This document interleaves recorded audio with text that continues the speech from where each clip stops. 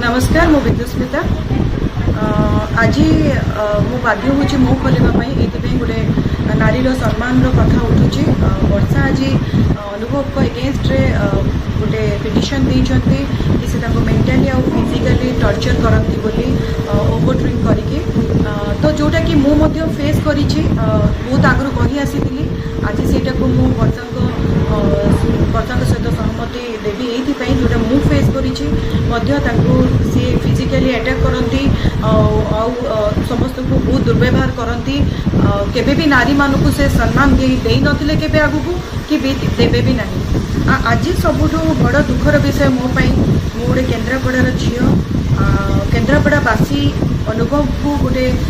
अमानसिक मनीष को सांसद हिसाब से चयन करके बहुत बड़ भूल कर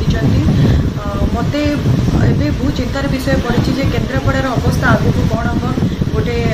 जे नारी को सम्मान न दौथुवा गोटे मनीष को सांसद कर आज मु बुझीपारे ओडिशा सरकार जी माने कौन सी पदवीर अधिकार नहीं नबार से पदवी देकी से अधिकारी गोटे सांसद करके बसुँच आ चुप रही से निवेदन करी ये मनीष को सी पार्टी बहिष्कार करने उचित पार्टी भितर रखा उचित नुह जे नारी को सम्मान देनी से केबे भी क्या सम्मान दबनी कि कौन लोकंर काम आसब ना शेष कहि वर्षा को उचित न्याय मिलू अनुभव को उचित शास्ति मिलू।